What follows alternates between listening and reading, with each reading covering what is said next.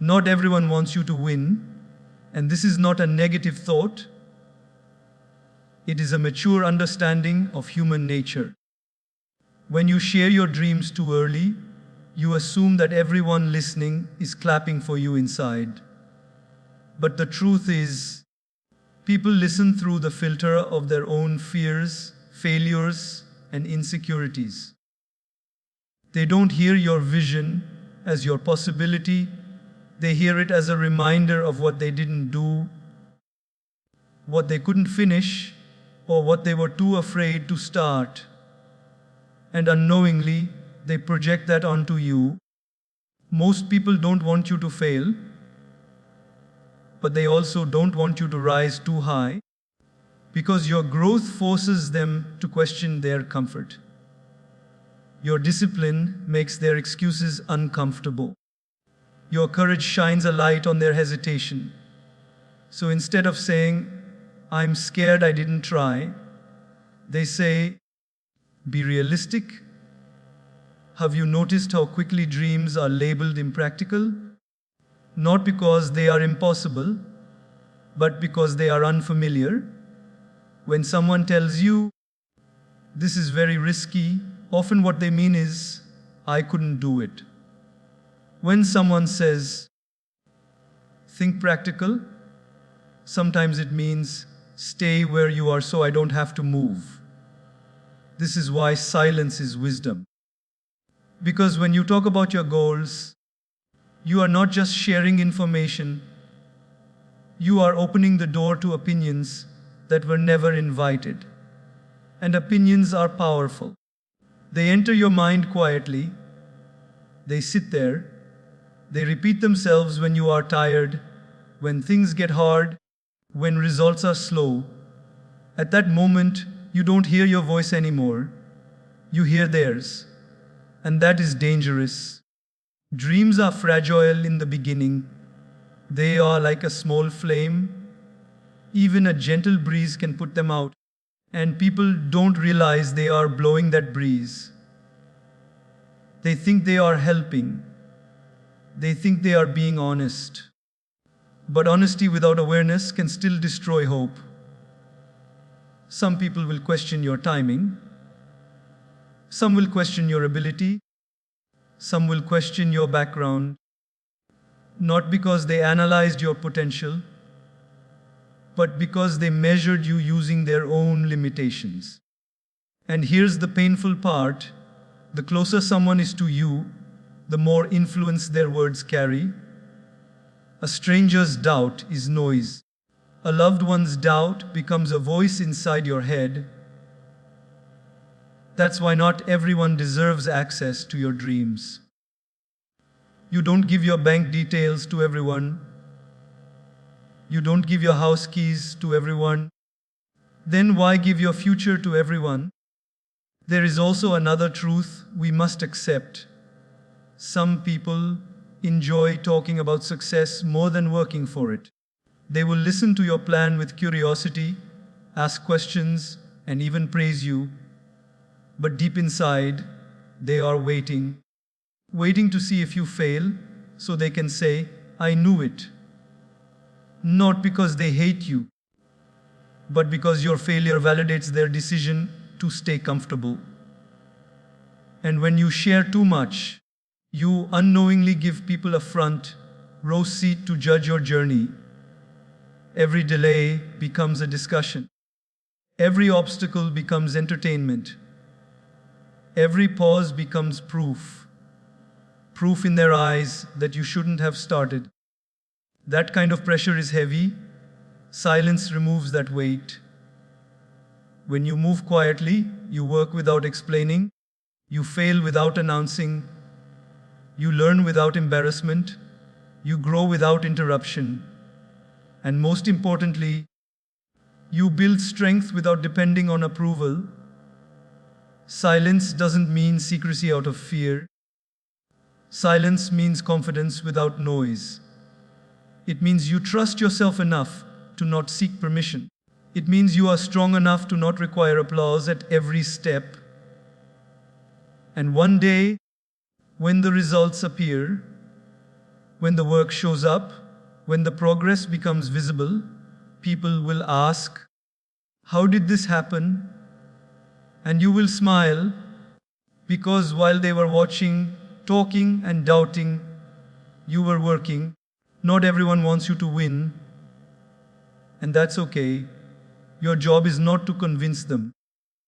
Your job is to protect your dream long enough for it to become undeniable. Talking creates pressure, and pressure is not always motivation. Most of the time, it is a burden we were never meant to carry. The moment you speak about your plans, something changes inside you. Before the words leave your mouth, the dream belongs only to you. It is flexible, it is alive, it can grow, evolve, and adjust. But once you say it out loud, it becomes a promise, not just to yourself, but to everyone listening. And with that promise comes expectation. Expectations are heavy. Now it's no longer about growth, it's about proving. No longer about learning, it's about showing. No longer about progress, it's about timing. People start asking questions. So when will it happen?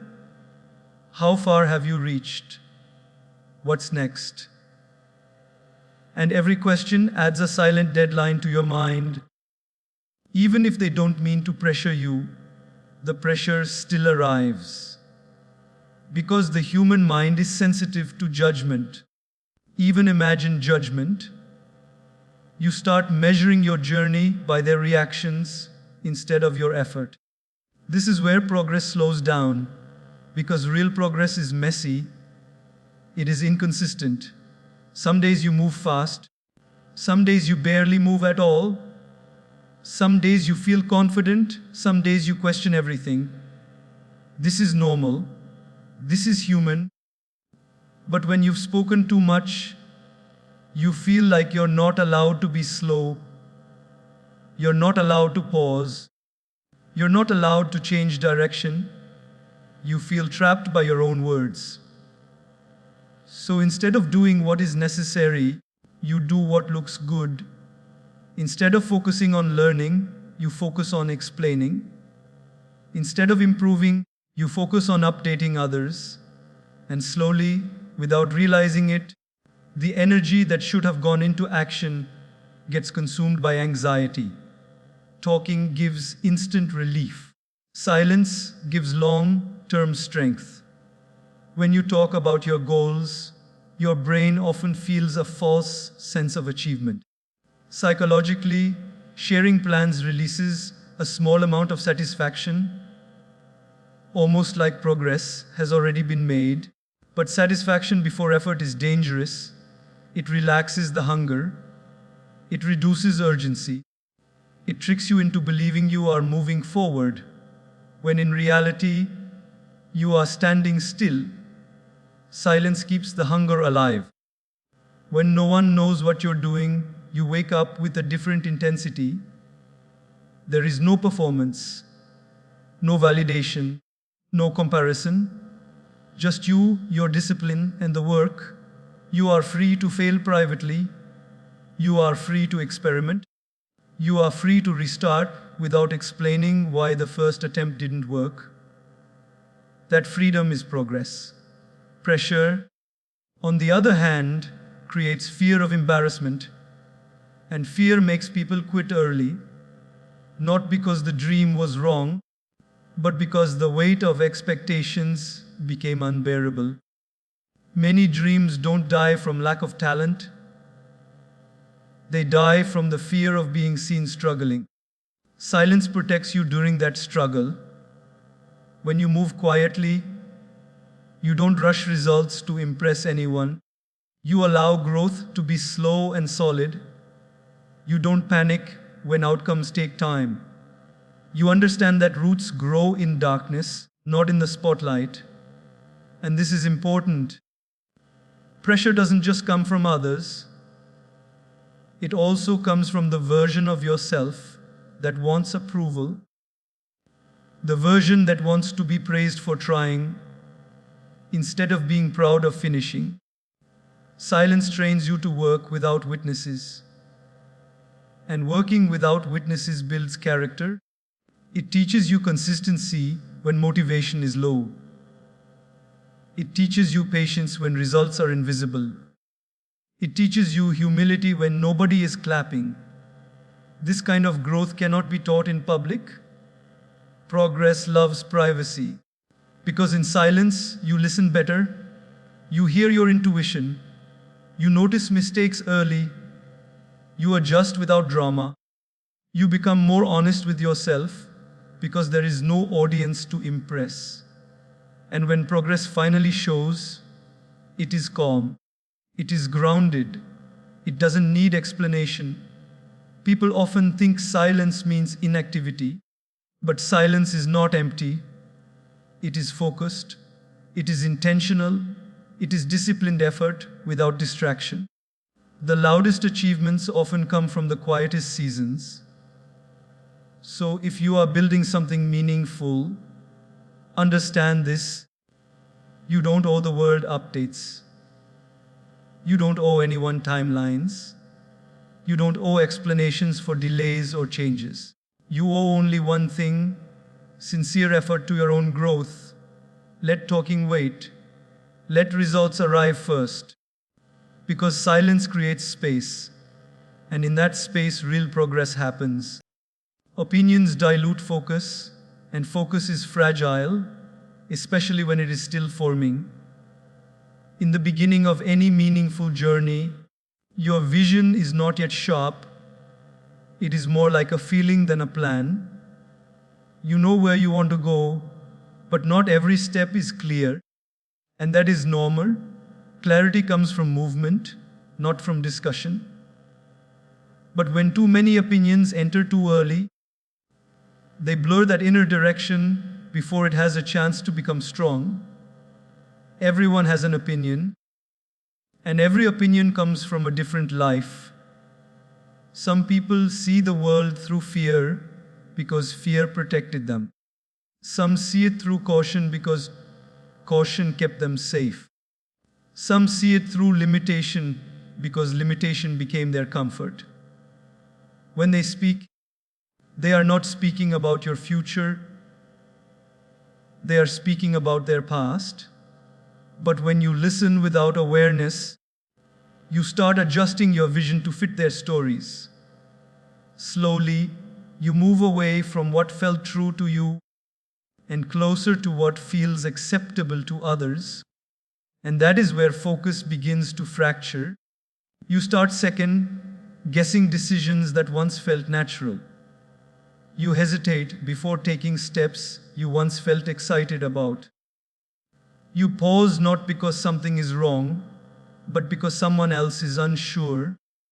This is how dreams lose momentum, not through failure, but through confusion. Focus requires commitment, and commitment needs simplicity. When too many voices enter your mind, simplicity disappears. You begin carrying mental noise everywhere you go. Even when you sit down to work, the opinions replay themselves. What if they were right? What if this doesn't work? What if I look foolish? These questions don't come from within. They are borrowed doubts. And borrowed doubts are heavy because they were never meant for your journey. A focused mind knows what to ignore, but that skill develops over time. In the early stages, you haven't yet built the emotional strength to filter advice. So every comment feels important. Every suggestion feels necessary, and every warning feels urgent. This is why silence matters so much in the beginning.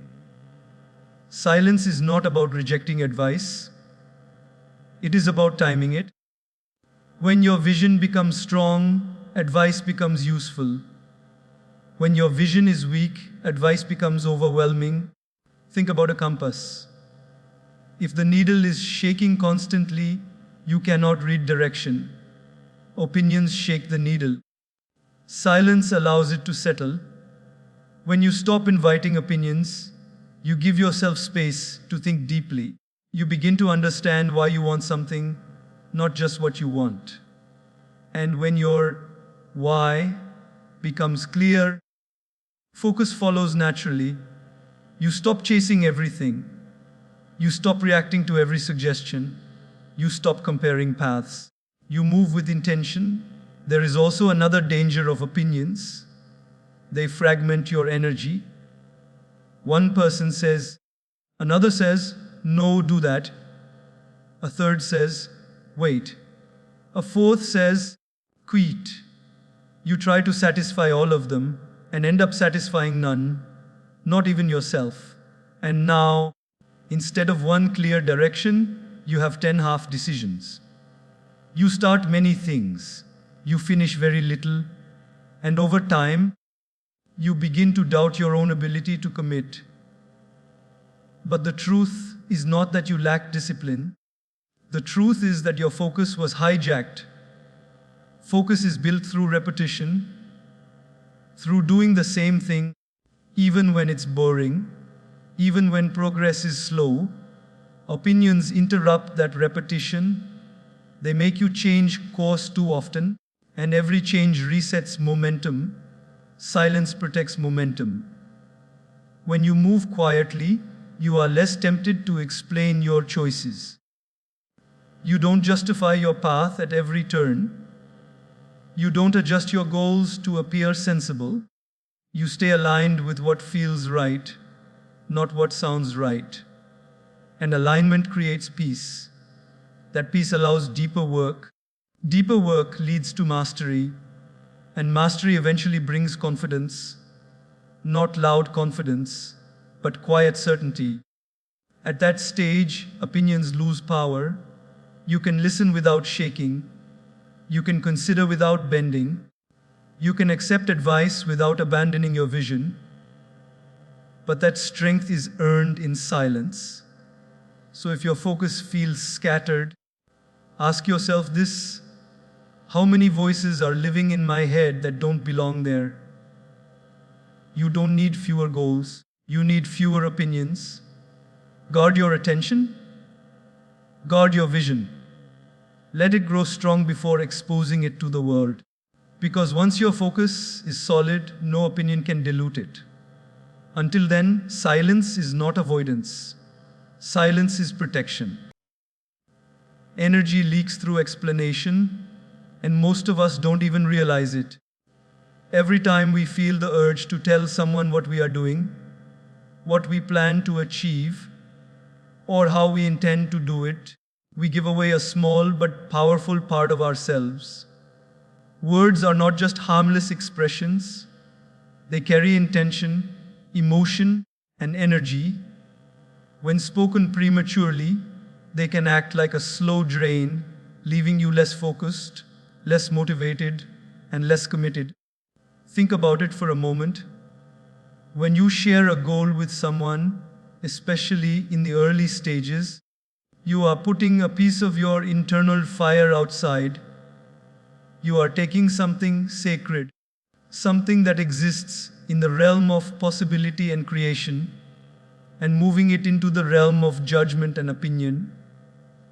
Instantly, what was once a private, protected energy becomes exposed. And once it's exposed, it loses a part of its potency. Why does this happen? Because energy follows attention, and attention shifts once the dream becomes a topic for discussion rather than a space for action. Before you speak, your energy is fully contained. It is directed entirely toward building, experimenting, and creating. But as soon as words leave your mouth, your mind naturally checks for responses. You start wondering, did they understand? Did they approve? Do they think this is realistic? Every question consumes energy that should have gone into doing the work itself. And here is a subtle but dangerous effect. Talking creates the illusion of progress. Sharing ideas gives a momentary sense of accomplishment, as if by describing your actions, you are already moving forward. Psychologists even call this the Social satisfaction effect. Your brain receives a small reward for thinking you have done something meaningful, when in reality, the work hasn't started yet. The momentary gratification feels good, but it is deceptive. It reduces the urgency, weakens the hunger, and leaks motivation without you noticing. Every explanation also carries emotional weight. When we explain, we justify, we convince, we defend. And defending a goal that is still in development requires the same energy that action requires. If you have ever tried to explain a half-formed idea to someone, you know exactly what I mean. Your mind races, your heart feels heavier, and your focus on the actual work diminishes. This energy, once gone, cannot be easily recovered. It is like a battery draining quietly while you are distracted. There is also a subtle trap in sharing your vision too early. The external pressure begins to influence your internal rhythm. When people are aware of your plans, even without consciously judging you, their awareness becomes a silent measurement. Their expectations creep into your thinking. Now, instead of following your natural pace, you begin measuring yourself against imagined standards. You rush to meet perceived approval. You adjust the timing of your efforts, and the very essence of your journey, your unique rhythm, starts to erode. Energy leaks also multiply when you seek feedback too early. Not all feedback is constructive. Most is a reflection of the giver's perspective, colored by their experiences, fears, and biases. And because we are humans seeking connection, we often internalize that feedback, turning external opinions into internal doubt. Each opinion absorbed is a fraction of your energy diverted from creation to negotiation. Before long, your original energy is diluted, scattered across multiple voices, rather than focused on your one goal. And yet, there is a deeper truth here. Energy is not just about physical effort. It is the mental, emotional, and spiritual fuel that drives persistence. When you talk too much, you are not merely wasting words, you are spending vitality that should have gone into vision, courage, and consistent action. It is why the most quietly successful people often achieve more. They conserve energy until it can be applied in its fullest, most concentrated form. Working in silence is not about secrecy, it is about energy protection. When you keep your plans close, your energy remains intact.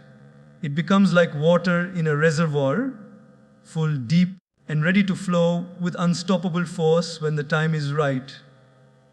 Your focus sharpens, your creativity increases, and your motivation grows naturally because it is undiluted by external pressures or opinions. And when results eventually appear, they are not just impressive, they are powerful. A project built in silence has an intensity that cannot be mimicked by those who have spoken it into existence too early. The concentrated energy that was preserved now manifests as clarity, resilience, and momentum. People are often surprised at the magnitude of the results because they never saw the effort in progress. They only see the finished outcome, and that outcome carries the weight of concentrated, protected energy. So, if you are tempted to tell someone about your plans before they are ready to see them, pause. Consider what you are giving away. Ask yourself, is this conversation fueling the dream or is it draining it? Energy is finite. It cannot be borrowed or replenished easily. Every time you speak prematurely, a piece of your potential slips away. Save it. Focus it. Move quietly. Act deliberately. Keep your energy where it belongs, inside your work, inside your vision, inside your commitment. Words are powerful, but results are stronger. And the energy that fuels those results should remain yours until the moment you are ready to unleash it on the world. Because when action meets preparation, nothing spoken or unsaid can stop it. Your energy is your most valuable asset. Guard it, channel it, let it flow only into creation. Silence builds self-trust, and self-trust is the foundation of every meaningful achievement. It is the quiet understanding that you are enough, that your judgment is capable, and that your inner guidance can lead you through uncertainty. Most people spend their lives seeking approval, validation, or reassurance from the outside world, and in doing so, they weaken the most powerful resource they have, the confidence in themselves. But when you learn to move in silence, you begin to cultivate a deep, unshakable self-trust that carries you through challenges, doubts, and failures. When we speak about our goals too early, we unconsciously transfer responsibility for our confidence to others. We say, even if silently to ourselves, if they understand, I am doing well. If they approve, I am on the right path. And suddenly, our inner compass becomes dependent on someone else's feedback. Every comment, every reaction, every judgment has the power to tilt us off course. Our sense of certainty wavers because it is no longer coming from within, it is borrowed. And borrowed confidence is fragile. Self-trust, on the other hand, is forged in private. It is built in moments when nobody is watching, when no one is judging, when no external applause is available. It is built when you take small steps every day, trusting that your effort is meaningful. Even if the results are invisible, you learn to rely on your own intuition, your own judgment, and your own sense of right and wrong. And with each decision made in silence, your trust in yourself grows stronger. Think about it. When you work quietly, you are forced to answer your own questions. You cannot ask the world to guide you through every step. You cannot constantly seek reassurance that you are doing the right thing. You must turn inward. You must examine your motives, weigh your options, and take action based on your understanding alone. And this is where true self-trust is born. The ability to make choices and follow through without needing a chorus of voices affirming your every move. Moving in silence also teaches patience. When no one else knows your plan, you do not feel compelled to rush results to prove yourself. You can move at your own pace, guided by your own rhythm. You can take the time to learn, to experiment, to fail, and to adjust without fear of judgment. This freedom is invaluable because self-trust cannot grow in haste. It requires reflection, consistency, and the courage to rely on yourself when outcomes are uncertain. There is another dimension to self-trust: resilience. Life is unpredictable and challenges are inevitable. When your confidence depends on others' approval, every setback becomes devastating. Criticism or skepticism can shake your resolve. But when your trust is internal, setbacks become lessons rather than judgments. You begin to understand that mistakes are not failures in your worth, but opportunities to refine your path. You learn to bounce back, to adjust, and to continue with a calm certainty that comes only from relying on yourself. Silence also prevents comparison, which is one of the greatest thieves of self-trust. When you constantly expose your goals to others, you begin to measure your progress against theirs. You notice how fast someone else is moving, how visible their achievements are, or how many people are cheering for them. And suddenly your confidence is diluted not by failure but by comparison. In silence, you escape this trap. You focus solely on your own journey, honoring your pace, your process, and your growth. Your self-trust becomes untethered from the achievements of others, and you can move forward with clarity and purpose. Moreover, silence cultivates discipline, which reinforces self-trust. Every time you choose action over announcement, every time you move quietly instead of seeking recognition, you prove to yourself that you are capable of commitment. You learn that you do not need constant external validation to stay consistent. You learn that your word to yourself is enough, and that internal integrity, the alignment between your intentions and actions, becomes a source of immense confidence. It is important to recognize that building self-trust does not mean isolating yourself forever. It does not mean never seeking advice or never sharing success. Rather, it means reserving your deepest efforts, your most formative plans, and your early struggles for yourself. It means developing the strength to act based on your own judgment first, and only then engaging the world when your vision is ready to withstand scrutiny. When self-trust is strong, life becomes less reactive and more intentional. You stop waiting for approval. You stop over-explaining yourself. You stop looking for reassurance in the faces of others. Instead, you act with confidence because you have seen yourself succeed quietly, repeatedly, and consistently. You trust your ability to make decisions, to handle uncertainty, and to recover from mistakes. And here is the beauty. The more you trust yourself, the less you are affected by doubt, fear, or criticism. The world may question your choices, but you remain anchored.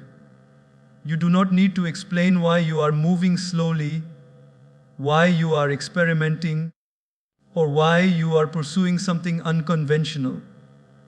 Your internal compass guides you. Your energy flows where it matters. Your focus remains unshaken. In essence, silence is the teacher of self-trust. It allows you to rely on yourself when no one else is paying attention. It allows you to strengthen your inner voice until it becomes louder and clearer than any external noise. It allows you to build confidence that is independent of applause, immune to judgment, and resilient in the face of challenges. When self-trust is fully developed, it transforms your life. Decisions become easier, commitment becomes natural, fear loses its grip. You no longer need constant feedback or reassurance because you have learned that the most important approval is your own. You act with integrity, patience, and courage because you know that your word to yourself carries the weight of results. Silence is not emptiness, it is a sanctuary where self-trust grows, unbroken, unshakable, and unstoppable. And that self-trust, once nurtured, becomes the cornerstone of every success, the shield against doubt, and the guiding light that keeps you moving forward no matter what the world says. Plans are fragile, and understanding this truth is crucial if you want to succeed in any meaningful endeavor. When we set out to achieve something, we often imagine it as a solid structure, as if the plan itself is the foundation of our future. But in reality, a plan at its earliest stage is delicate, more like a sapling than a tree, more like a seed than a flower. It is vulnerable to doubts, distractions, criticism, and even our own impatience. And the more we expose it too early, the more likely it is to be shaken before it has a chance to grow strong. Most people underestimate the fragility of plans because they confuse intention with action.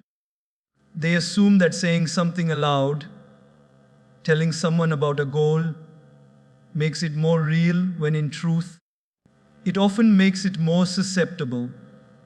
When you verbalize your intentions before they are grounded in consistent effort, you invite external forces to interact with something that isn't yet resilient.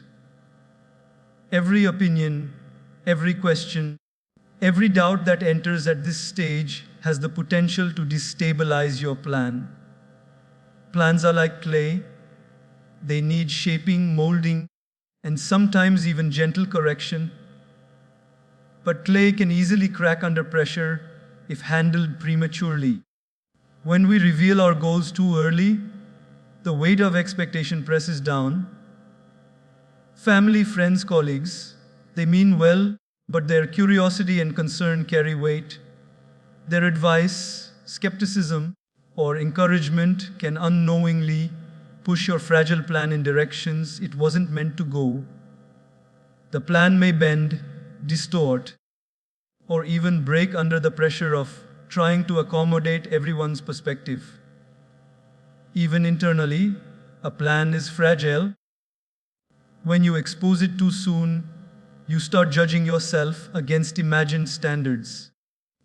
You measure your progress not by the work you are doing, but by the reactions of those who are observing. You compare your pace with theirs or with their expectations. Every delay becomes a source of worry. Every setback feels magnified, and every uncertainty feels like a failure. The very act of sharing can make the plan feel heavier and harder to manage. This is why patience is critical. Plans need time to develop their own strength. They need the quiet space to grow roots in your mind, your skills, and your habits.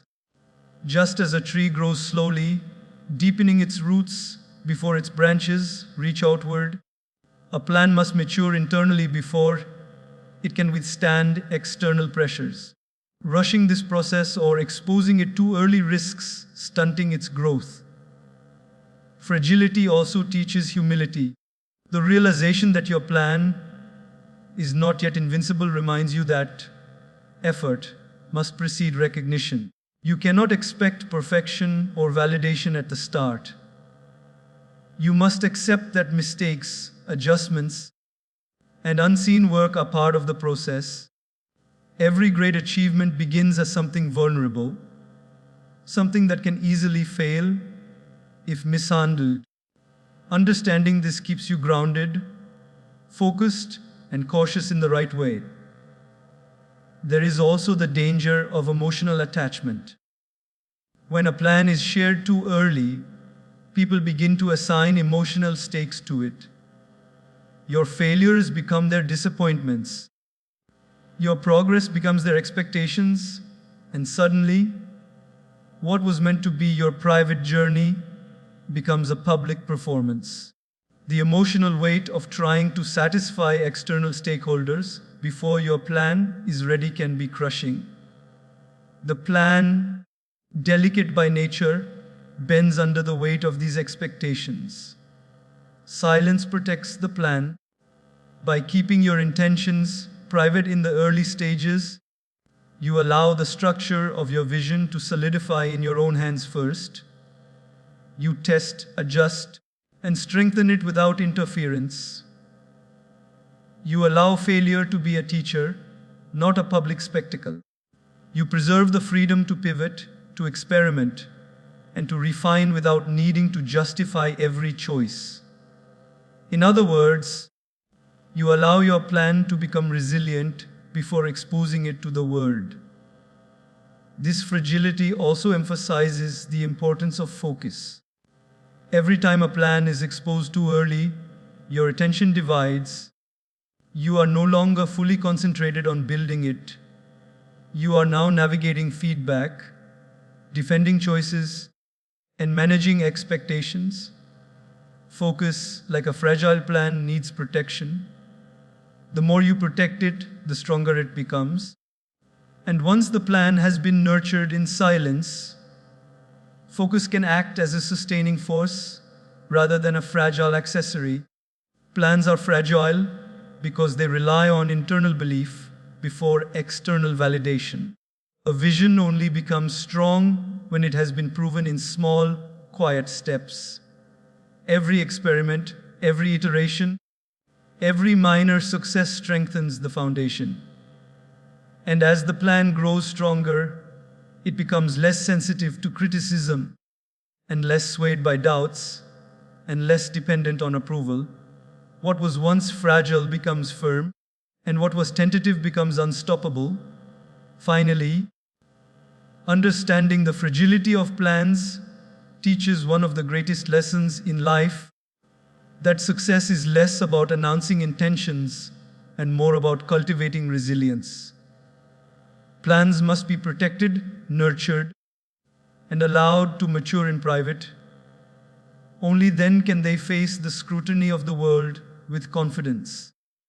When a fragile plan has been carefully developed in silence, it can endure obstacles, survive criticism, and achieve results that once seemed impossible. So, every time you dream, remember this: your plan is a delicate treasure. Handle it with care, move quietly, test and refine, protect it from noise, opinions, and premature judgment. The fragility is not a weakness, it is a call to patience, discipline, and wisdom. And when the plan finally emerges, strong and unwavering, the world will witness the power of what was quietly nurtured from vulnerability into strength.